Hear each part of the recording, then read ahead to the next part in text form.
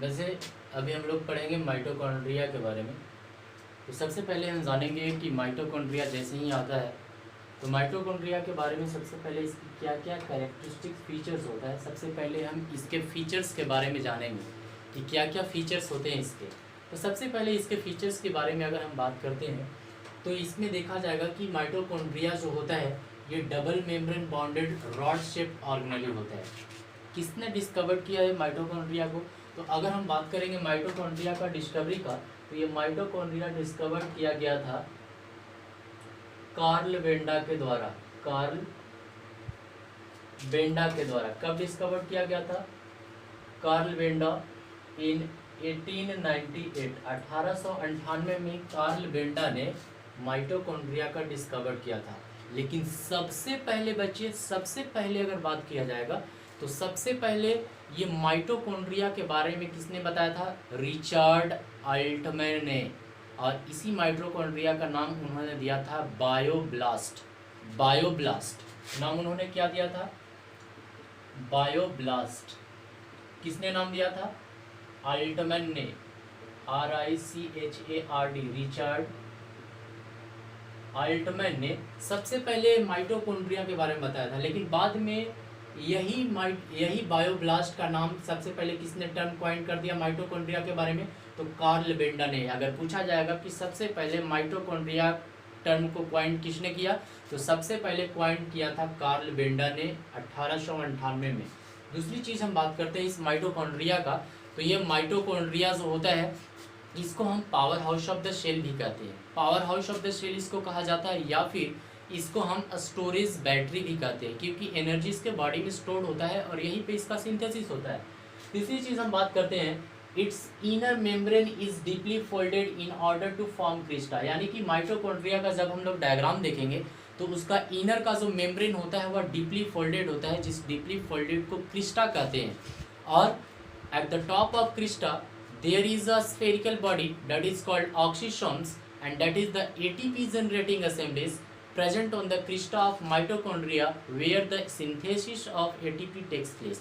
यानी कि क्रिस्टे के ऊपर में एक बल्ब लाइक प्रोजेक्शन पाया जाता है जिसको हम ऑक्सीसोम्स कहते हैं, या उसी ऑक्सीसोम्स को बचे हम F1 पार्टिकल्स भी कहते हैं, या उसी F1 पार्टिकल्स को एलिमेंट्री पार्टिकल्स भी कहा जाता है। तो यहाँ पे देखेंगे ये सारे फैक्टर्स हैं इसके।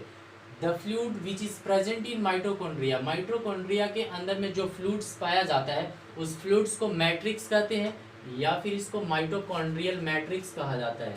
तीसरी चीज़ है कि इसी हम माइटोकॉन्ड्रिया को सेमी ऑटोनोमस बॉडी के भी नाम से जानते हैं। सेमी ऑटोनोमस बॉडी यहाँ पे दिखाई पड़ रहा है कि सेमी ऑटोनोमस बॉडी इसलिए कहा जाता है माइटोकॉन्ड्रिया को क्योंकि ये माइटोकॉन्ड्रिया के पास अपना खुद का DNA, राइबोसोम्स का ग्रेन्यूल्स पाया जाता है, और DNA और राइबोसोम्स का ग्रेन्यूल्स प्रेजेंट होने के कारण ये अपना प्रोटीन का सिंथेसिस खुद से करता है। इसीलिए हम इस माइटोकॉन्ड्रिया को सेमी ऑटोनोमस बॉडी के भी नाम से जानते हैं।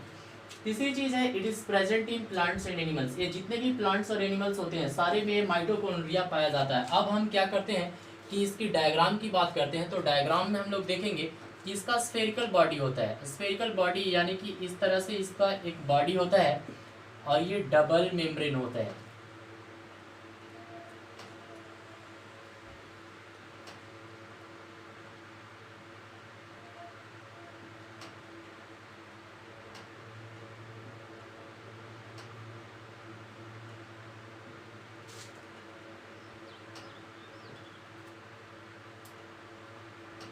तो इस तरह से होता है। ये है माइटोकॉन्ड्रिया। माइटोकॉन्ड्रिया की अभी जस्ट मैंने बात किया है कि इसका डबल मेम्ब्रेन बाउंडेड स्ट्रक्चर होता है, दो मेम्ब्रेन से बना हुआ होता है। अगर हम बात करते हैं तो ये जो है इसको हम आउटर मेम्ब्रेन कहते हैं, आउटर मेम्ब्रेन इसको कहा जाता है। और बच्चे अभी जस्ट मैंने बताया है कि माइटोकॉन्ड्रिया का इनर का जो मेम्ब्रेन होता है वह डीपली फोल्डेड होता है। आप देख रहे हैं इस फिगर में कि माइटोकॉन्ड्रिया का इनर का जो मेम्ब्रेन होता है यहाँ पे फोल्ड दिखाई पड़ रहा है, और ये है इनर मेम्ब्रेन। इनर मेम्ब्रेन इसको कहा जाता है। और ये जो माइटोकॉन्ड्रिया का जो इनर मेम्ब्रेन है, जो डीपली फोल्डेड स्ट्रक्चर जो दिखाई पड़ रहा है, ये डीपली फोल्डेड स्ट्रक्चर को कहा जाता है क्रिस्टा। CRISTAE, इसको क्रिस्टा कहा जाता है। ये भी क्रिस्टा है, ये भी क्रिस्टा है, ये सब जितने भी फोल्डेड दिखाई पड़ रहे हैं ये सारे का नाम है क्रिस्टा। और मैंने अभी जस्ट बताया है कि at the top of crista there is a small body, यानी कि इस क्रिस्टे के ऊपर एक इस तरह से बल्ब की तरह प्रोजेक्शन पाया जाता है। ये इस तरह से ऐसे बल्ब की तरह प्रोजेक्शन पाया जाता है, और ये जो बल्ब की तरह प्रोजेक्शन पाया जाता है, इस बल्ब लाइक प्रोजेक्शन को ऑक्सीसोम्स कहते हैं, ऑक्सीसोम्स कहा जाता है।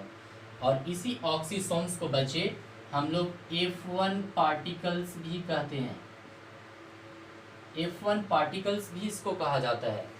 दूसरी चीज़ इसमें एक और हम लोग क्या देखेंगे कि ये तो माइटोकॉन्ड्रिया है, ये डबल मेम्ब्रेन है, आउटर मेम्ब्रेन है, इनर मेम्ब्रेन है। और क्या होता है कि यहाँ पे जब हम लोग इसके बात करेंगे तो दो मेम्ब्रेन के बीच में जो खाली का जो स्पेस होता है इसको हम बोलते हैं inter membrane space, inter membrane space कहा जाता है इसको। और इस माइटोकॉन्ड्रिया में राइबोसोम्स का ग्रेन्यूल्स भी पाया जाता है, हम इसको इंडिकेट कर सकते हैं कि ये राइबोसोम्स है। इसमें और हम इंडिकेट कर सकते हैं कि इसके अंदर में फ्लूइड्स पाए जा रहे हैं।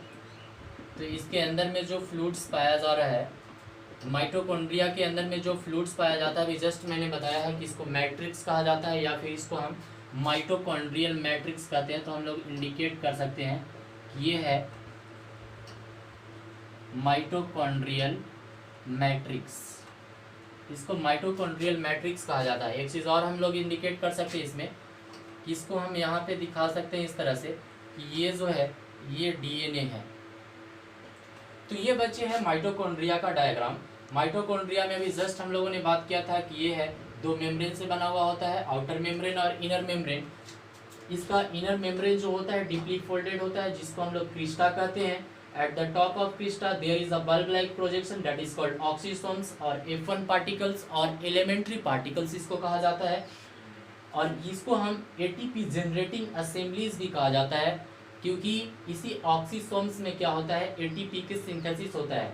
और अक्सर यहाँ पे क्वेश्चन पूछा जाता है कि माइटोकॉन्ड्रिया का इनर का जो मेम्ब्रेन होता है वह डीपली फोल्डेड क्यों होता है, Why the inner membrane of mitochondria is deeply folded। तो माइटोकॉन्ड्रिया का इनर मेम्ब्रेन जो होता है वह डीपली फोल्डेड इसलिए होता है because it increases the surface area for more production of ATP. ये इसका सरफेस, इसका काम होता है कि सरफेस एरिया को बढ़ाना ताकि मैक्सिमम से मैक्सिमम एटीपी का सिंथेसिस हो। और एटीपी जितना ज़्यादा बनेगा, ATP is high energy currency of cell, ATP को हम लोग high energy currency of cell कहते हैं, high energy currency of cell कहा जाता है इसको, high energy currency of cell कहते हैं। किसने डिस्कवर किया है एटीपी को? तो एटीपी को डिस्कवर करने वाले साइंटिस्ट का नाम था कार्ल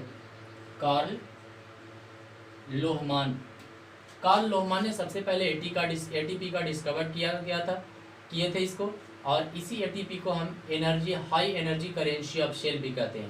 तो ये था माइटोकॉन्ड्रिया का डायग्राम, आप लोग वॉच कर सकते हैं, देख सकते हैं। और अगर हम फंक्शन की बात करते हैं माइटोकॉन्ड्रिया का, तो माइटोकॉन्ड्रिया का जो फंक्शन होता है इसको हम power house of the cell कहते हैं। इसका मेन काम होता है फूड को ब्रेक डाउन करना, फूड इसमें ब्रेक डाउन होता है और एनर्जी प्रोड्यूस होते हैं केमिकल फॉर्म में। और उस केमिकल फॉर्म को क्या कहा जाता है? तो उस केमिकल फॉर्म को एटीपी कहते हैं। और ये एटीपी जो होता है अलग अलग एक्टिविटीज़ को परफॉर्म करने के लिए, क्योंकि वैसे हमारे बॉडी में विभिन्न तरह के बायोलॉजिकल एक्टिविटीज़ हैपनिंग होते हैं, और वो सारे वर्क को डिटरमाइन करने के लिए, सारे वर्क को परफॉर्म करने के लिए हमको एनर्जी की आवश्यकता पड़ती है। या सिंपल से हम एग्जांपल दे सकते हैं कि जितने भी लिविंग ऑर्गेनिजम्स पाए जाते हैं इस अर्थ पे, वो सारे लिविंग ऑर्गेनिजम्स के बॉडी में वर्क को परफॉर्म करने के लिए, मेटाबॉलिक एक्टिविटीज़ को कराने के लिए हम लोगों को एनर्जी की आवश्यकता पड़ती है, और ये एनर्जी एटीपी से मिलता है।